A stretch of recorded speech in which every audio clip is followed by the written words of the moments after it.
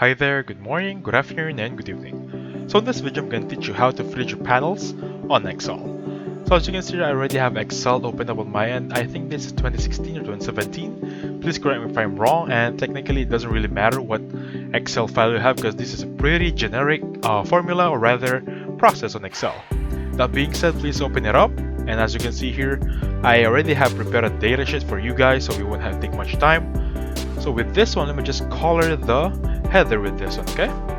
Let me just color it blue, so make sure everything is good, or rather, let's go for a little bit of green, right? So as you can see here, I have name, employee ID, manager name, and class creation date. That being said, let me just zoom in so we can appreciate it a little bit more. So as you can see here, guys, once I scroll down, for example, I can see everything right now, right? But once I scroll down for a little bit, I cannot see the titles on the top front, or the top section right there, top row.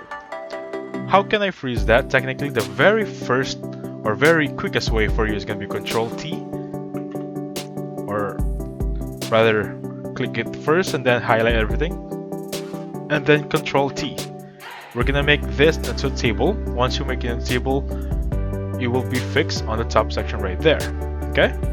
And then next one is, for example, let me just remove that Control T again. Next one is going to be on view section right there. And then choose the panes or planes you want to freeze.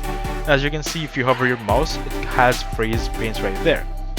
Freeze panes keep rows and columns visible while the rest of the workshop scrolls. Freeze top rows, freeze first column. It's really up to you guys.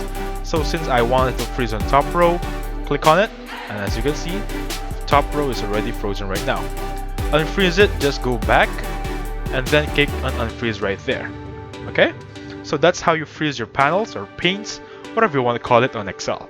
Thank you so much for watching, and please hit the like button and subscribe, and I'll catch you on the next one.